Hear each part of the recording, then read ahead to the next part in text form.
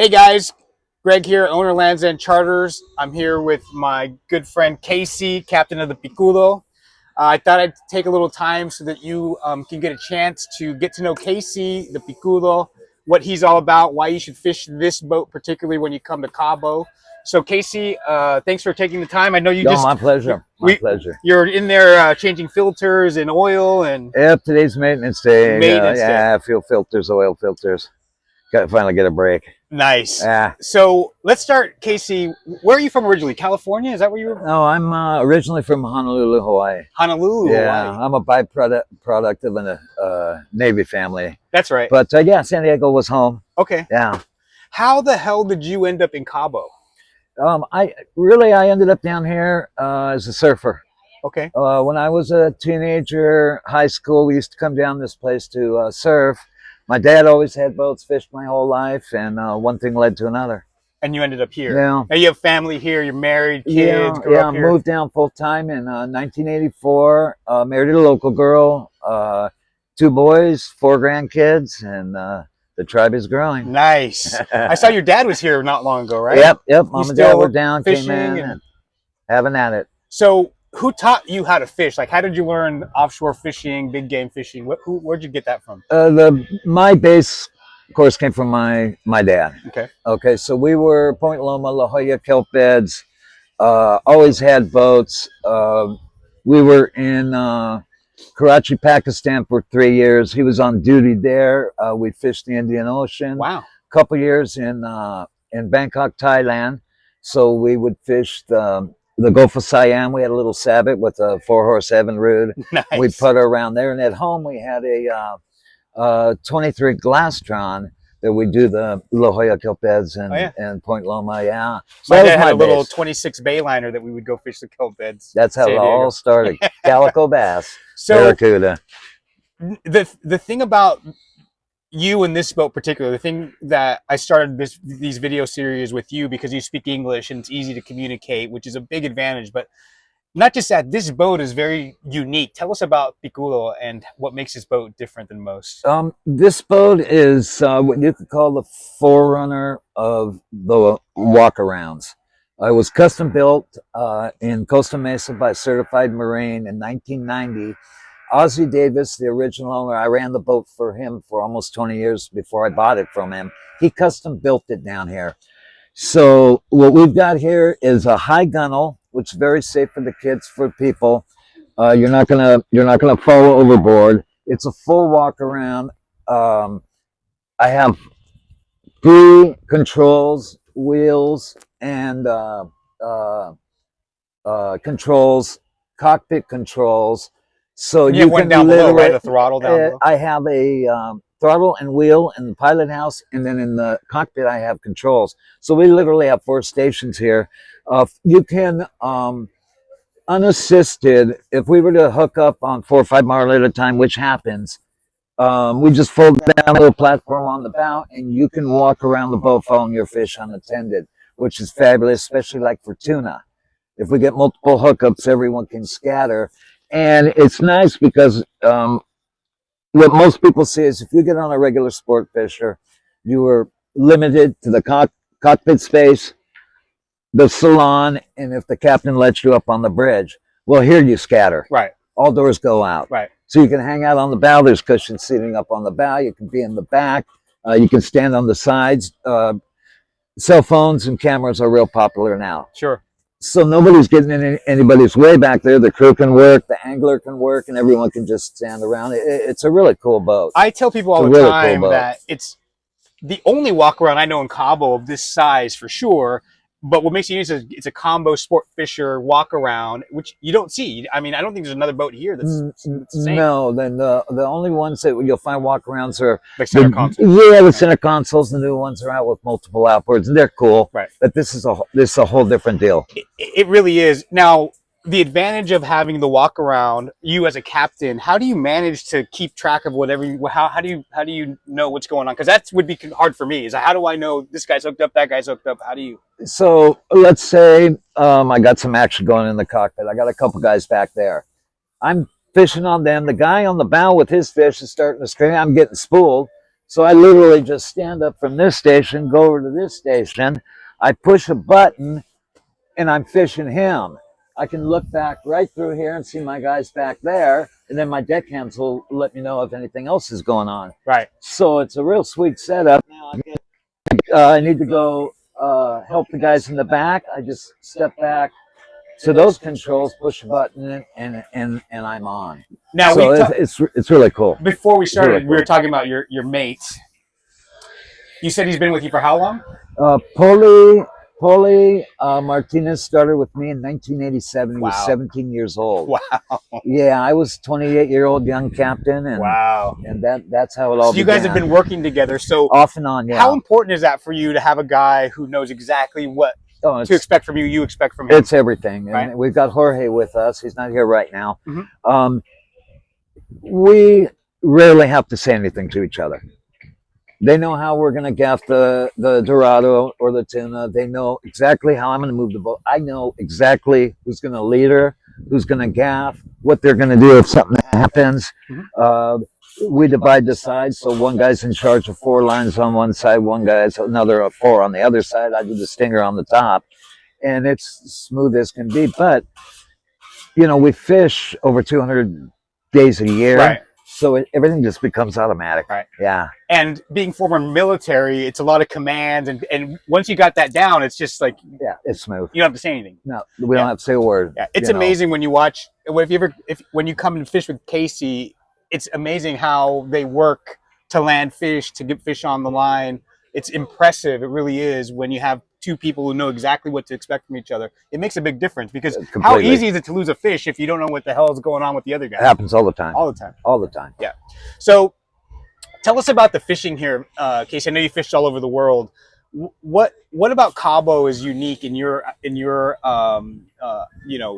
experience about fishing here as opposed to Southern California or other parts of the world? What makes this place unique? Funny. I get asked that a lot by my clients. What's unique about this, and I'll put it in these words, is that our fishing out here is the same as if you were fishing an island. The geography that you see behind us just follows down. 3 miles out, it's 2,000 feet deep. Right. So we have a fishery here that's incredible, the underwater geography. Now, we don't have just a season. We go all year long. Right. So when our water cools down, we'll get a different species of fish in. Like right now, we're going from winter to spring. The water's down, low 70s. Our Sierra have showed up. First yellowtail have showed up. There's some amberjack. The pompanos are on the beach, and we're gonna have the snappers here real soon. Can't wait for that. And of course, we got our striped marlin. There's still a few nice Dorados biting. But what I'm saying is that we go year round. Right. Yeah, we go year round. Right. A lot of people don't realize it's a transitory fishery, which means that fish come, fish go. Right. They're moving in, they're moving out. Now, we talked before we were on camera about your experience yesterday and the type of fishing you did east of here, as opposed to what we do normally. Tell us about that. How do you enjoy inshore fishing, bottom fishing? Tell us about that. Yeah, I do. You know, I'm old school, and I started in the kelp beds. And believe me, there's nothing better than a 300-pound tuna or 500-pound marlin. Right. But more times than not, they're not here.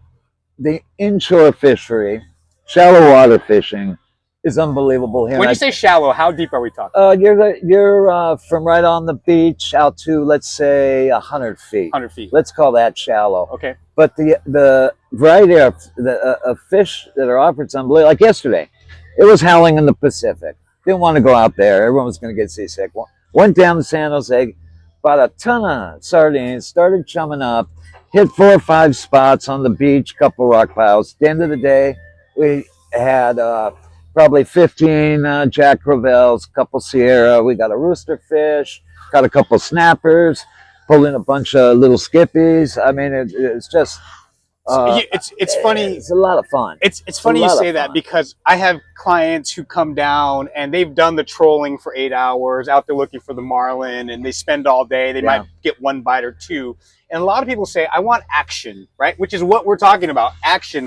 Yes. And you find that inshore mainly, where you said you had one afternoon, like Chinese. Yeah, just pulling them in. And what happens down here is we get, everyone just thinks it's wonderful and there's fish here all the time. Right. We have periods where the billfish are real fickle. They're not here. Our Dorado, we're going to the spring. They're going to pretty much disappear. There's no wahoo. It's so windy outside. You can't go out and look for tuna, and you may be looking all day for a dolphin school Right. And not get anything. But I guarantee you can come into the beach and you'll get something. Right. You'll get some tugging. Right. Ultralights with the small game. I mean, in the rock piles, I do a lot of kids. Right. They just rock it. Right. Little tiny ultralights, and one after the other, chum them up. This is one of the best boats in the marina for kids, I think. Would you agree? Oh, absolutely. Yeah. Yeah. Because a lot of people think that as a boat owner, as a charter business, we don't want to take them 30, 40, 50 miles because we don't want to spend the fuel. When the reality is we know we're going to go 40 miles and not find anything when we could catch all day literally right here. And kids, especially the younger ones, they're going to have action. They're not good at sitting around waiting for, 3 hours to watch their dad pull on a marlin. Right. Our objective is to get them hooked. Right. So they're doing it their whole life. And that lends itself more to inshore, small game fishing. Right. Now, they have a blast. What's also important is not all boats here have the right equipment for that sort of fishing. What sort of equipment do you have here on the Picudo? We have the kid setups, which are the ultralights, and they're spinning rods, small Shimano's, and then we have some standard setups with the level winds, TLD 5, 10s, and 15s. Mm-hmm. Sometimes you get into the rooster fish or the Jack little bait casters. Yeah, yeah. So even on let's say a little African pompano, that rod's bent over and the line's screaming, and it for the little guys, it's the perfect size for them. Right. I mean, how do you have grandma and mom in the back just yanking them out one after the other? It's a kick in the pants. And you also have big game gear, right, for the marlin? Yeah, we have all the way up to 80. We have the 30s, 50s, 80-pound setups. Nice. We're overloaded here on board with rods, reels, terminal. Yeah, you have a lot of tackle. Lots. Now, you mentioned a minute ago that you got some sardines out in San Jose, but those aren't always around. No. A lot of people ask this question because you have several bait tanks. You have 2 live wells, right? Yes, I do. So people ask us all the time, hey, I'm going out full day. I have 10 pieces of live bait. That's not enough. What's your opinion on that? I'm a big bait guy. Okay. 10 pieces of bait, that could be 5 minutes. Ballyhoos. Guys go out with 4 or 5 ballyhoos. I've got a commercial buddy of mine, and I buy 250 ballyhoo at a time, so we just have sacks of them down there. Ballyhoo for your overall fishing, especially offshore, marlin, tuna, dorado, they all suck them up. Right. They suck them up. Right. So the quantity of bait, I mean, you look at $3 a bait. Right. But, you're going through the effort to fly down here, rent a boat and do all that, and then, I'm going to say it, be chintzy on bait. Right. And you may not use one. Right. You'll buy 20 baits at $60 and you won't use one. But I'll tell you that one time you need them. So we tell clients all the time, we leave it up to the captains. We're going to provide you as a charter company with 10. Ask the captain, does he think you should buy more? And I always say, if he tells you to buy more because he knows what he's doing. Because I don't know, if we're sitting in an office, comfy air conditioning, you're out here doing it. Well, exactly. Yeah. And you want to have a minimum amount, but I will say this too. Sometimes you don't need any bait, and sometimes you need a bunch. So that is a good idea. Yeah, I leave it up to you to tell the client what you feel is best. And so I'm asking this to all the captains that I'm speaking to is, what's your ideal? Do you still get excited about fishing after so many years? What keeps you coming here at 5 o'clock? I see you here at 5 o'clock in the morning. What keeps you going, man? Yep, we're first boat out 5:30 every morning. Yep. It's a very addictive lifestyle. Mm-hmm. The fishing is the big part of it. Just the light. I'm going to be 65 next year, and wow. I owe everything to keeping me young is fishing. You're not the kind of guy who can sit at home on your phone all day. No, I get a little stir crazy, but you cannot beat a saltwater baptism every day. You go out around the corner and get that sunrise. In the anticipation, you never know what's going to happen out there, Greg. You never know. Right. And I mean, even right now, you could hook up on a 700-pound marlin. Right. And that always, for all of us fishermen, it's an addiction. Now, on my side, I've been running boats forever. I'm giving back now. I want everybody to feel that. It's an undescribable emotion, Right. especially when something big happens. Right. It's unbelievable. Oh yeah. There's nothing like it in the world. I tell people all the time, I get more enjoyment out of watching others than actually on the rod myself. You feel the same, I'm Absolutely. sure. That's what I'm doing. When I see that kid land his first fish, or that, you know, that giant marlin they've been waiting for all day, there's nothing better. Oh yeah, it's pure joy.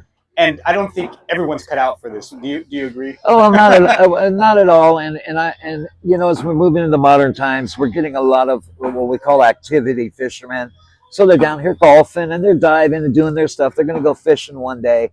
So you have, I would say, not like in the old days where you used to have hardcore fishermen. Yeah. We're more into fun day, and it's not for everybody. Right.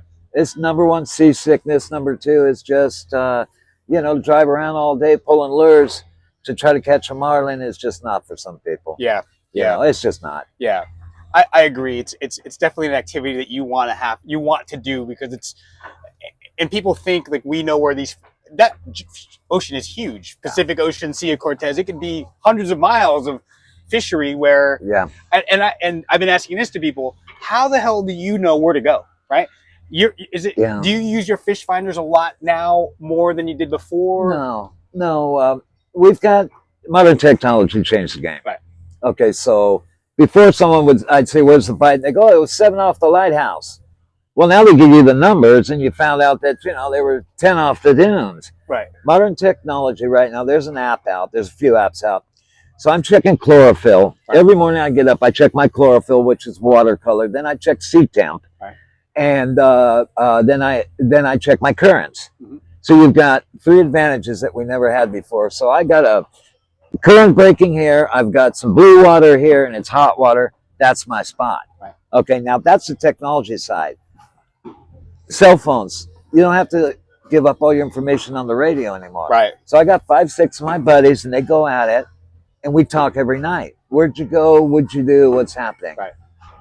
Intel. Right. And we're out all the time. Right. So I'm getting asked more than I'm asking. Right. But you never know. Well, you're the veteran. You're the old school. You're the guy. You're the man to come to. If you're not out there, then you're just going to have to go by what your friends say and what you can get off the apps. But there's a lot going on out there, a lot more than people think. I just spoke to Captain Roberto on the Kahuna too, and he was telling me that he relies a lot on monuments, on activity. He said before it was like this cerro was the red one, the blue one, now it's this hotel, that hotel. Yeah. It's not the same. All the names have changed. All the names have changed. Yeah. But he also mentioned, the environment, the birds, the dolphin. You rely on that pretty heavily too? Big time. Yeah. Yeah, I sit right here all day looking out there, and I'm looking for birds, splashes, anything floating, current breaks. I mean, all day long. Right. All day long. Right. And I got binoculars back there. Right. And that's how I spend my day. It's not as easy just getting on your boat and going out there and catching fish. No. You have to prepare. You have to know where you're going. You have to have a plan. Unbelievable. And then you got to rig tackle, and you got to be ready for every type of fish, and it goes on and on and on. Right. And, it's tough, Dan. Like I said, it isn't always red hot fishing down here. Right. You got to work at it. Right. And that's, who's got the better tackle, the better bait, the better, best intel is the one that's got a better chance of producing. Well, I can tell you in the business of chartering boats, I have access to any boat here, right? I only choose certain captains like you and people that I know that have a passion and a love for this and are willing to do the work to get our clients on fish, because there are boats that just go out. And I know you are going to take your time to rig your tackle, make sure your leader's good, make sure your tackle's on, and know and have a plan. And I think that's important. It's everything, and everyone should be like that. See, I'm pretty much independent, so let's get out at 5:30. Right. A half day's 4 hours or 5 hours. Well, it may be. Right. It may be 7 or 8 hours. That's true. We go out on a full day. We're way out there, and the bite starts at 2 o'clock. I mean, we may come back in the dark, right. And right. that's the advantage that I have to just doing what I want to do. Right. You're not tied to anything or anyone. No, not controlled by a charter company. We're just going fishing. And I tell everyone, I'm not taking you fishing. Right. We're going fishing. That's a good point. We are going fishing. You guys can be helping out in the back if you want to. You can, try to hook a marlin, help get the lines in. Be involved. And people don't like to do that down here.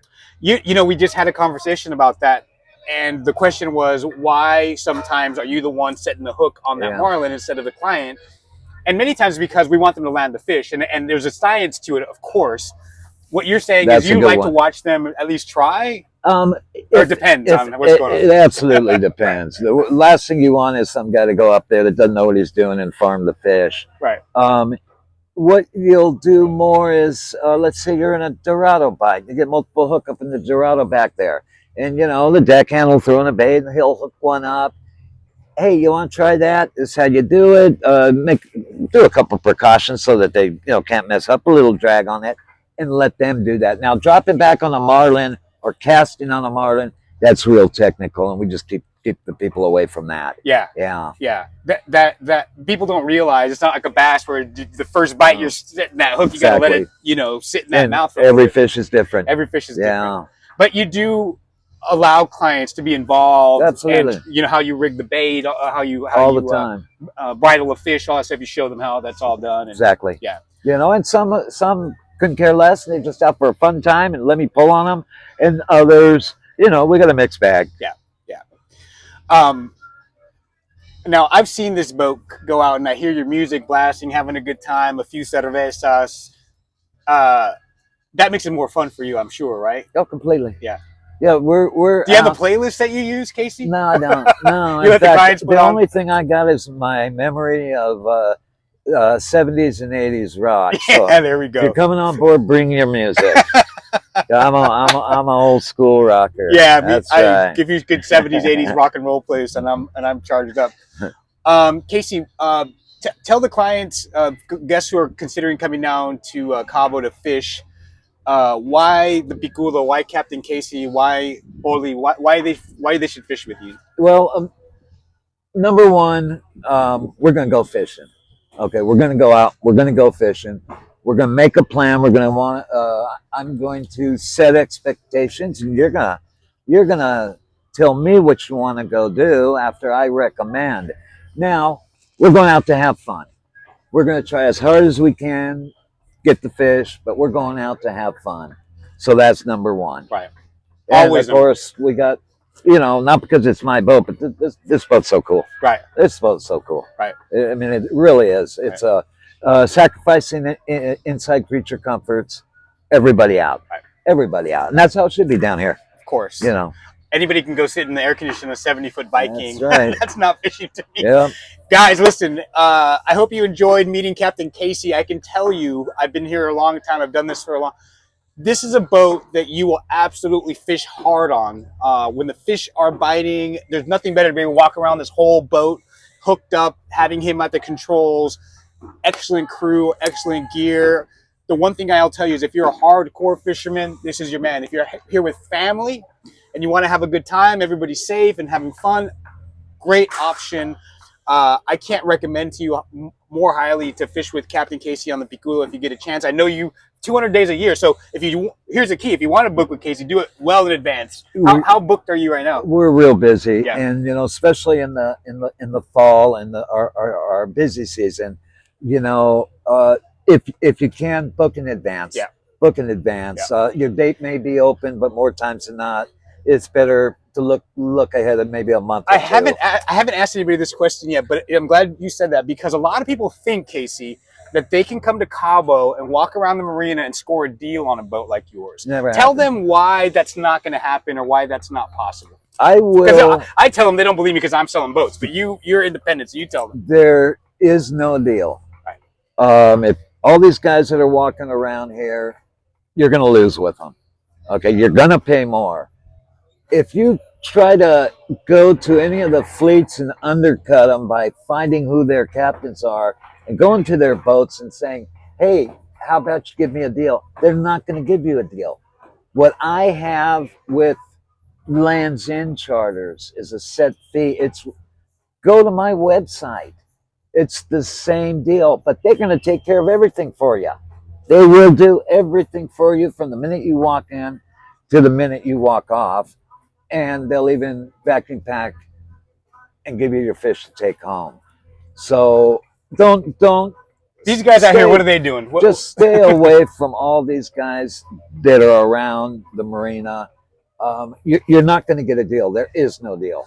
You can't, because you book with the guy who's standing on the corner, you're not going to cut your fuel cost or your flip cost. It's the same. No, and I have never used anybody.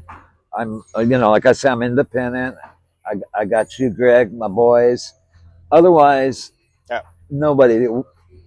Buyer beware. Right. Stay away from these guys. They think I'm lying, so I'm glad you were able to say that because it's the truth. You're not going to find a deal here. Well, and it's so busy now. Right. Nobody's hurting for work. Right. And when you're really busy, that's the only. And if you're not busy, that's a sign, I think. What would you say? We'll leave that one alone. Right. Yeah. Right. Yeah. Well, Casey, man, it's a pleasure. Thank you so much. It's good seeing you.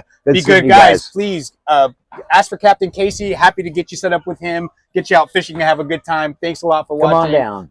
Let's go. Thanks, Casey.